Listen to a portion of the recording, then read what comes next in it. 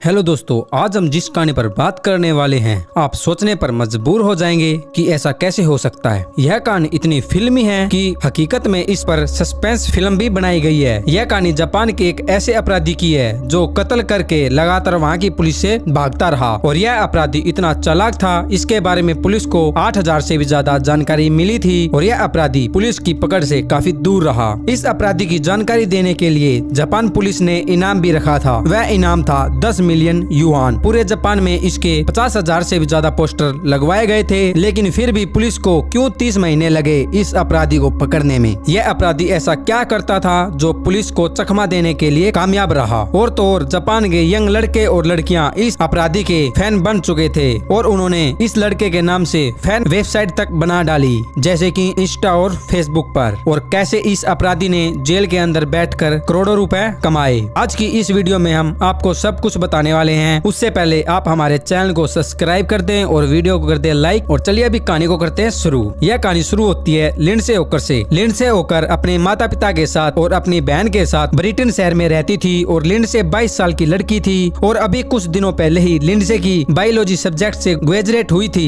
Lindsey एक वो लड़की थी जो अपनी लाइफ में सेटल होने से पहले ही पूरी दुनिया घूमना चाहती थी और अपने इस सपने को वो अपने बॉयफ्रेंड रियान के साथ पूरा करना चाहती थी। अब दोस्तों, दुनिया कौन नहीं घूमना चाहता, पर लेकिन दुनिया घूमने के लिए पैसों की बहुत ज्यादा जरूरत होती है। अब लिंडसे के पास भी इतने पैसे नहीं थे कि वो पूरी दुनिया घूम सके। फिर इसलिए लिंडसे ने पहले जॉब करके कुछ पैसे कमाने का सोचा। लिंडसे काफी इंटेलिजेंट लड़की थी और उसका टीचिंग करने में काफी मन था। उसे किसी ने कहा कि जापान में जाकर वह पढ़ा सकती है और उसको पैसे भी काफी अच्छे मिलेंगे। इसीलिए लिंडसे अक्टूबर 2006 में जापान जाती है और वहाँ जाकर इंग्लिश पढ़ाने के लिए इंटरव्यू देने लगती है। उस समय वहाँ पर नोवा नाम का एक इंस्टीट्यूट था और इसमें लिंडसे ने भी अप्लाई किया था। फिर नोवा में लिंडसे का इंटरव्यू होता है जिसमें वो सिलेक्ट हो जाती है। जापान में नोवा इंस्टीट्यूट की काफी सारी ब्रांच थी, लेकिन लिंडसे को टोक्यो के इकोवा शहर की ब्रांच में इंग्लिश पढ़ाने के लिए जॉब मिली। लिंडसे ने अपने रहने के लिए नोवा इंस्टीट्यूट के पास ही अपार्टमेंट किराए पर लिया। यहाँ पर उसके साथ नोवा इंस्टीट्यूट की 2 और टीचर मिल गई और फिर लिंडसे की उन दोनों के साथ अच्छी दोस्ती हो गई और वह हर रोज अपने घर वालों और अपने बॉयफ्रेंड रियान के साथ फोन पर बातें करती थी। उसके बॉयफ्रेंड यानी रियान ने लिंडसे को बताया था कि उसे जापान ब्रिटेन से काफी ज्यादा सेफ लगता है। और अब वक्त है कहानी में विलन से आपका इंट्रोडक्शन करवाने का। दोस्तों, यह है ताजासुहा इचिहाशी। घटना के वक्त यानी 2007 में इसकी उम्र 28 साल थी और यह टोक्यो के इशिकावा अकेला एक अपार्टमेंट में रहता था। ताजासुहा के पिता जाने माने ब्रेन सर्जन थे और उसकी माँ की भी काफी अच्छी जॉब थी। ताजासुहा एक रईस घर का बिगड़ा हुआ बेटा था और उसको जेब खर्च करने के लिए महीने के 60,000 रुपए मिलते थे और वह सारा दिन घूमता फिरता और अकेला बैठा रहता था। ताजसुआ में बस एक ही अच्छी आदत थी कि वो अपने फिटनेस का काफी ध्यान रखता था और रोज की 25 या 30 किलोमीटर साइकिलिंग करता था और सुबह जिम भी जाता था। इसके अलावा ताजसुआ मार्शल आर्ट भी करता था। ताजसुआ ने एक दिन मेट्रो में लिंडसे को देखा और उसे देखते ही रह गया। लिंडसे उस समय इंस्टीट्यूट में जा रही थी। जैसे ही वो अपने स्टेशन पर उतरती है तो ताजसुआ भी उसके साथ ही पीछे पीछे चलने लगता है। अब उसने लिंडसे का ना ही इंस्टीट्यूट देख लिया बल्कि उसकी टाइमिंग भी नोट कर ली कि वो कब आती है और कब जाती है। इस दिन के बाद हर दिन ताजसुआ मेट्रो स्टेशन पर लिंडसे का इंतजार करता है और उसके इंस्टीट्यूट तक उसके पीछे जाता है। तो दोस्तों, ताजसुआ एक बिगड़ा हुआ लड़का तो था ही, लेकिन वो चालाक भी बहुत था। एक दिन लिंडसे अपनी क्लास लेकर मेट्रो की तरफ वापस आ रही थी और आज ताजसुआ मेट्रो में उसके पीछे ही खड़ा था और उसने हिम्मत करके लिंडसे से हाय बोला। उसने कहा कि आप तो मेरी इंग्लिश की टीचर हो जो कि नोवा इंस्टीट्यूट में पढ़ाती हो। लेकिन दोस्तों, लिंडसे को अपने हर एक स्टूडेंट के बारे में पता था और उसने ताजसुआ से कहा कि वो उसे नहीं जानती, शायद आपको कुछ गलतफहमी हुई है। और इतना बोलकर लिंडसे अपने स्टेशन पर उतर जाती है। इसके बाद लिंडसे तेजी से पार्किंग की तरफ पहुंचती है और वहाँ पर उसकी साइकिल खड़ी होती है। वो उसे लेकर वहाँ से निकल जाती है, लेकिन उसने जब पीछे मुड़ के देखा तो ताजसुआ उसी की तरफ आ रहा था। उसे इग्नोर करके लिंडसे अपने घर की ओर जाने लगती है। काफी दूरी तय करने के बाद लिंडसे ने पीछे देखा तो ताजसुआ भी उसके पीछे ही पीछे दौड़ रहा था। लेकिन 10 मिनट के बाद लिंडसे अपने अपार्टमेंट के सामने थी और ताजसुआ भी वहीं पहुंच जाता है। ताजसुआ ने लिंडसे से कहा, मेरी इंग्लिश काफी कमजोर है और मैं आपसे पर्सनल ट्यूशन लेना चाहता हूँ। लेकिन लिंडसे को उसका बर्ताव काफी बुरा लगा और उसने मना कर दिया। दोस्तों, ताजसुआ एक बहुत ही चालाक लड़का था। उसने लिंडसे से कहा, उसको एक गिलास पानी पिला दो और फिर मैं यहाँ से चला जाऊंगा। और फिर लिंडसे को लगा कि अगर मैं इस लड़के को मेरे घर के अंदर अंदर बुलाकर अपनी रूममेट से मिलवा दूंगी तो इसको पता चल जाएगा कि मैं यहाँ पर अकेली नहीं रहती। लिंडसे तात्सुया को बुलाकर अपने रूममेट से मिलवाती है और उसके लिए किचन में पानी लेने चली जाती है। इतने में तात्सुया पेन और पेपर लेकर लिंडसे का एक स्केच बनाता है और उस पर अपना मोबाइल नंबर और ईमेल एड्रेस लिख देता है। पानी पीने के बाद तात्सुया जब जाने लगता है तो लिंडसे उसे छोड़ने के लिए बाहर तक आती है। और दोस्तों वहाँ से जाने से पहले तात्सुया अपनी आखिरी चाल चलता है। वो बोलता है कि अगर तुम मुझको इंग्लिश पढ़ाओगी तो मैं तुमको $15 दूंगा, पढ़ाने की जगह भी तुम ही डिसाइड कर लेना। और लिंडसे भी यहाँ पर अपने सपने को पूरा करने के लिए आई थी और उसने 1 घंटे के $15 मिलने का मौका भी काफी अच्छा मिल रहा था। लिंडसे ने तात्सुया से कहा कि हम 25 मार्च से ही तुम्हारी क्लास शुरू कर देंगे, लेकिन क्लास कैफे में ही होगी। तात्सुया ने कहा कि ठीक है। उसके वहाँ से जाने के बाद लिंडसे ने अपने बॉयफ्रेंड से यह सारी बातें बताई। उसने कहा कि तात्सुया एक बेवकूफ लड़का है जिससे उसको डरने की कोई जरूरत नहीं है। 25 मार्च की सुबह लिंडसे कैफे पर पहुंच जाती है जहां पर तात्सुया पहले से ही उसका इंतजार कर रहा होता है। लिंडसे ने उसे यहां बहुत अच्छे से पढ़ाया और तात्सुया ने भी उसे सीरियस ही दिखाया कि वो इंग्लिश पढ़ने में काफी सीरियस है, लेकिन असल में तात्सुया के मन में तो कुछ और ही चल रहा था। जब इनकी पहली क्लास खत्म हुई तो यह दोनों यहाँ से जाने के लिए उठने लगे, लेकिन तभी तात्सुया ऐसा बिहेव करने लगा कि जैसे कि उसको अपना पर्स मिल ही नहीं रहा। तात्सुया ने कहा कि शायद वो अपना पर्स घर भूल गया है। उसने लिंडसे से कहा कि यहाँ से मेरा घर थोड़ी ही दूरी पर है, अगर आप चाहो तो हम टैक्सी से मेरे घर तक चल सकते हैं और वहाँ पर मैं आपको आपकी फीस दे दूंगा। लिंडसे को जापान बहुत ही सेफ लग रहा था, लेकिन ऐसा अनजान आदमी पर भरोसा करना काफी बड़ी भूल थी। लिंडसे तात्सुया के साथ उसके घर चली जाती है। इन्होंने कैफे के बाहर से ही टैक्सी बुक कर ली थी और थोड़ी ही देर में यह तात्सुया के घर पहुँच जाते हैं। लिंडसे ने टैक्सी ड्राइवर को पैसे देकर बोला कि तुम मेरा यहीं पर इंतजार करना, मैं 5 मिनट में वापस आऊंगी। ऐसा बोलकर लिंडसे अंदर चली गई, लेकिन जब वो थोड़ी देर में वापस नहीं आई तो टैक्सी ड्राइवर वहाँ से चला गया। लिंडसे को ऐसा बिल्कुल भी एहसास नहीं था कि उसका यह दिन आखिरी दिन होगा। और दूसरी तरफ उसकी रूममेट रात के डिनर के लिए उसका इंतजार कर रही थी, लेकिन लिंडसे देर रात तक घर नहीं आती तो उन्होंने पुलिस को कॉल किया और पुलिस को बताया कि हमारी फ्रेंड लिंडसे अभी तक घर नहीं आई है। लेकिन पुलिस ने इस मामले को 1-2 दिनों तक ही लिंडसे को इधर उधर देखा और वो 2 दिनों तक अपने कोचिंग सेंटर भी नहीं गई थी। इसलिए नोवा इंस्टीट्यूट ने उसके घर वालों से पूछताछ की कि लिंडसे 2 दिन तक कहां पर है, वो अभी तक हमारे इंस्टीट्यूट पर पढ़ाने के लिए नहीं आई। लेकिन उसके घर वालों ने साफ साफ इनकार कर दिया कि यहाँ पर तो लिंडसे नहीं आई। लेकिन नोवा इंस्टीट्यूट वालों ने पुलिस को जानकारी दी कि लिंडसे 2 दिनों से मिल नहीं रही। लिंडसे के पिता भी अगले ही दिन जापान पहुँच जाते हैं और उन्हीं के साथ उसका बॉयफ्रेंड रियान भी जापान पहुँच जाता है। और फिर इधर जापान की पुलिस की आँख खुलती है और वो सबसे पहले लिंडसे के अपार्टमेंट में जाती है और वहाँ पर उनकी मुलाकात लिंडसे के 2 रूममेट से होती है। और फिर यह दोनों पुलिस को तात्सुया के बारे में बताते हैं और साथ ही वो पुलिस को लिंडसे का एक स्केच भी दिखाती है जो कि तात्सुया ने बनाया था। लेकिन तात्सुया ने उस स्केच पर अपना मोबाइल नंबर और ईमेल एड्रेस लिख रखा था।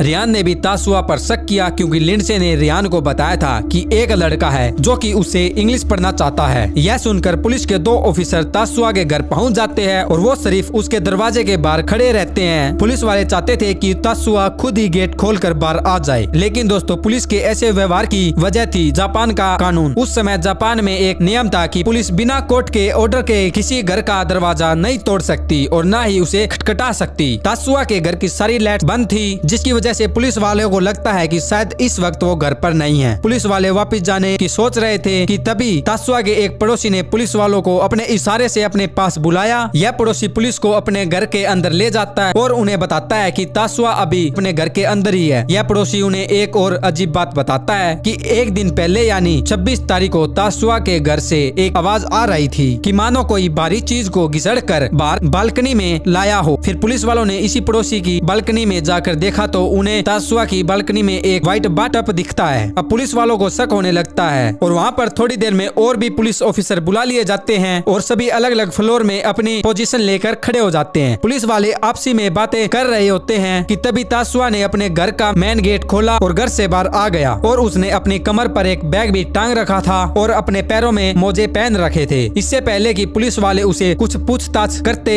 वह वहाँ से भागना शुरू कर देता है। दोस्तों कहानी के शुरू में मैंने आपसे बताया था कि तात्सुया एक फिटनेस बॉय था और वो दौड़कर भीड़ भाड़ वाले इलाके में पहुँच जाता है जहाँ पर वो आसानी से गायब हो गया। इधर पुलिस वाले तात्सुया के घर की तलाशी शुरू कर देते हैं तो घर के अंदर उन्हें लिंडसे का बिखरा हुआ सामान मिलता है। इसके अलावा उन्हें वहाँ पर कुछ आर्टिफिशियल आर्टिफिशियल विग्स भी मिलते हैं। फिर पुलिस वाले बालकनी में जाते हैं। व्हाइट कलर का बाथटब रखा हुआ था और दोस्तों इस बाथटब को उसने मिट्टी से भर रखा था और जैसे ही पुलिस वालों ने उस बाथटब से मिट्टी को हटाना शुरू किया तो उन्हें रेत के अंदर एक इंसान का हाथ दिखता है। इसका मतलब तासुआ ने लिंडसे को मारकर इसके अंदर डाल दिया और ऊपर से इसमें मिट्टी डाल दी। उसने ऐसा शायद ही सोचा होगा कि ऐसा करने से लाश की बदबू रुक जाएगी। उसने लिंडसे को मारने के बाद उसके पूरे शरीर को सेव कर दिया था और लिंडसे के चेहरे पर गहरे चोट के निशान भी थे और साथ ही उसकी गर्दन की हड्डी टूटी हुई थी। पोस्टमार्टम रिपोर्ट से पता चलता है कि लिंडसे के साथ कई बार रेप किया गया था। जापान की पुलिस को लग रहा था कि वो तासुआ को 2 या 3 दिनों के अंदर ही उसे पकड़ लेगी, लेकिन दोस्तों उनको यह जरा भी अंदाजा नहीं था कि यह अपराधी कितना शातिर है और इसे पकड़ने में उनके कितने पसीने छूटने वाले हैं। पुलिस ने 27 मार्च को लिंडसे के पिता को फोन करके हॉस्पिटल बुलाया और फिर लिंडसे के पिता और रियान अस्पताल पहुंच जाते हैं। फिर लिंडसे के पिता ने बॉडी को आइडेंटिफाई कर लिया।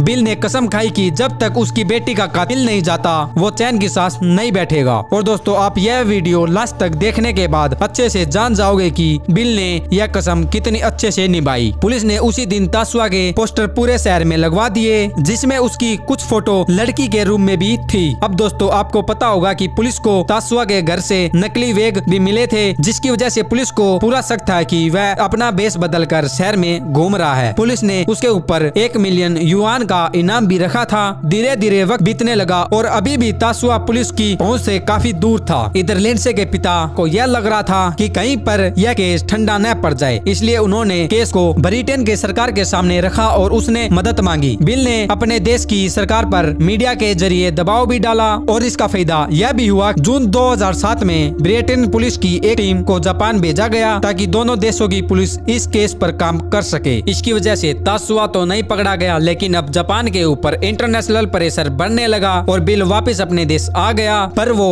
हर हफ्ते जापान की मीडिया को मेल भेजता रहा और उनको इस केस को दिखाने के लिए बोलता रहा और अब धीरे धीरे वक्त बीत रहा था और फिर इस घटना को 1 साल हो गया। इस घटना की बरसी यानी 25 मार्च 2008 को लिंडसे का पूरा परिवार जापान पहुंच जाता है, जहां पर यह लोग मीडिया से मीटिंग करते हैं, अपनी बात जापान की सरकार तक पहुंचाने को बोलते हैं। लिंडसे के पिता की बात रंग लाई थी। देखते ही देखते जापान में इस केस के बारे में फिर से बातें होने लगी। पुलिस फिर से जापान में 30,000 पोस्टर लगवा देती है और इनाम को 1 मिलियन युआन से बढ़ाकर 10 मिलियन युआन रख दिया जाता है। दोस्तों इधर तासुआ टोक्यो के आसपास के शहरों में छुपकर रहता था। उसने अपने लिए कुछ कैप और चश्मे खरीद रखे थे ताकि उसे कोई पहचान ना सके और वो ऐसे इलाकों में नहीं जाता था जहाँ पर कैमरे लगे होते थे। इसके अलावा उसने एक रूल बना लिया कि वो 1 घंटे से ज्यादा किसी भी जगह पर नहीं रुकेगा। पुलिस को बहुत सी कॉल मिलती है जिसमें उन्होंने तासुआ के मिलने का पता मिलता है। जब तक वहाँ पर पुलिस पहुँचती है वहाँ से तासुआ भाग जाता था और उसके पीछे उसका 1 घंटे वाला रूल काम आ रहा था। एक दिन वह रात के डिनर के लिए निकलता है तो उसने अपना एक नया पोस्टर मिलता है। अपना पोस्टर तो तासुआ ने कई बार देखा था, लेकिन आज पहली बार वो इतना डर गया था और उसके डर का कारण था उसके ऊपर रखी गई 10 मिलियन युआन राशि। उसे ये अच्छे से पता था कि इतनी रकम पाने के लोग किसी भी हद तक चले जाएंगे और तासुआ को लगता था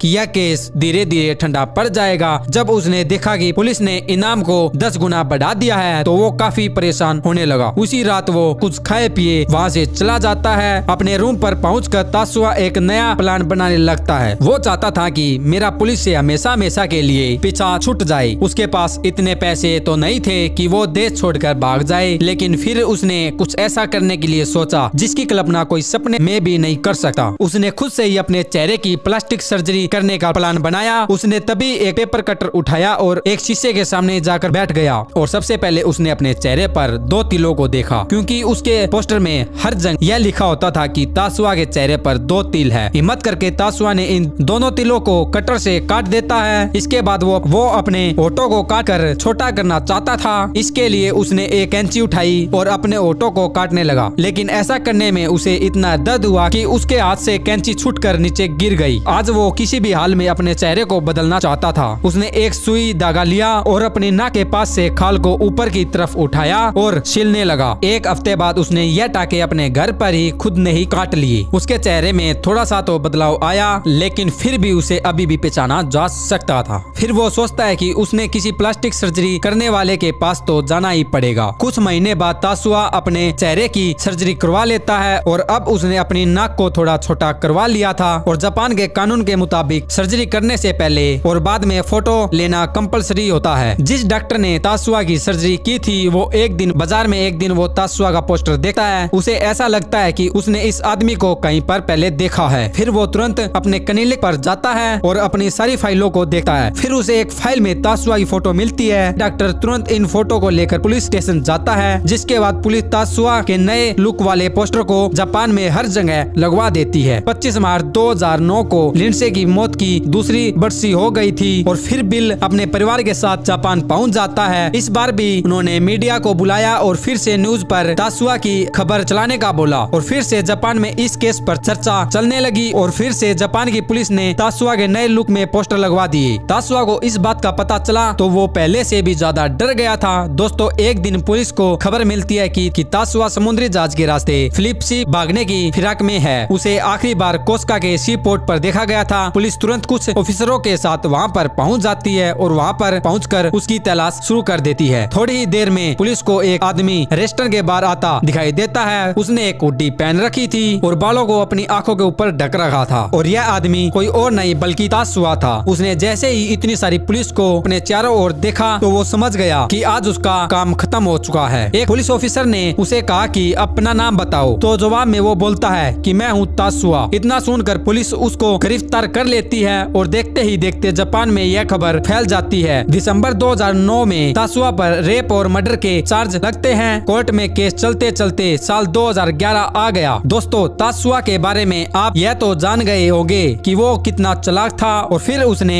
जेल में बैठकर अपने ऊपर एक बुक लिखी जिसका नाम था बिफोर आई वॉज अरेस्टेड। इस बुक में उसने लिंडसे को मारने की बात को कबूल किया था, लेकिन इस बुक में उसने अपने 6 महीने की जर्नी के बारे में भी लिखा था और उसमें लिखा था कि इन 30 महीनों में उस पर क्या बीती और उसने क्या किया था पुलिस से बचने के लिए, जैसे खुद पर प्लास्टिक सर्जरी करना, बेस बदल कर मार्केट में घूमना और उसने ऐसे अनेकों काम किए थे जो कि आप सोच भी नहीं सकते और यह सब उसने अपनी बुक में भी लिखा था। और यह बुक की कॉपी जापान के साथ साथ ब्रिटेन में भी खूब बिकी। इसकी सेल करोड़ों में चली गई। तासुआ अच्छा दिखने के लिए यह सारा पैसा लिंडसे के परिवार को देने की मांग करता है। लिंडसे के पिता यह पैसा लेने से बिल्कुल साफ इनकार कर देते हैं। और दोस्तों, इस बुक की वजह से तासुआ रातों रात क्रिमिनल से हीरो बन गया था। जापान के यंग लड़के और लड़कियां इसे काफी ज्यादा पसंद करने लगे थे और तासुआ के नाम पर उन्होंने एक फैन वेबसाइट तक बना डाली। और तासुआ वहाँ के लोगों को एक कूल हैंडसम लड़का लग रहा था। लोग अब मांग करने लगे थे कि उसे फांसी की सजा न दी जाए। केस की सुनवाई के लिए लिंडसे के माता पिता एक बार फिर जापान पहुँचते हैं। उन्होंने जज से हाथ जोड़कर रिक्वेस्ट करी कि तासुआ को कड़ी से कड़ी सजा दी जाए। तासुआ ने एक बार फिर से अपनी चाल चली और वो कोर्ट में जमीन पर लेटकर लिंडसे के माता पिता के सामने माफी मांगने लगा। उसने बोला कि मेरी लिंडसे को मारने की कोई प्लानिंग नहीं थी और मैंने तो बस उसकी आवाज दबाने के लिए उसके फेस को दबाया था, जिसकी वजह से वो मर गई। दोस्तों, शायद आपको याद होगा कि लिंडसे के फेस पर चोट के निशान काफी थे और साथ ही उसकी गर्दन की हड्डी टूटी हुई थी। खैर, कोर्ट ने इस कत्ल के लिए उसे दोषी माना गया और फांसी की सजा देने की बजाय उसे उम्र कैद की सजा सुनाई गई। कोर्ट का यह मानना था कि तासुआ कोई सीरियल किलर नहीं है और वो अभी भी सुधर सकता है। इस फैसले से लिंडसे का परिवार इतना खुश तो नहीं हुआ, पर उन्होंने यह फैसला स्वीकार कर लिया। और दोस्तों, आपको यह स्टोरी कैसी लगी हमें कमेंट करके जरूर बताएं और साथ ही हमारे चैनल को सब्सक्राइब करके वीडियो को लाइक जरूर कर लें।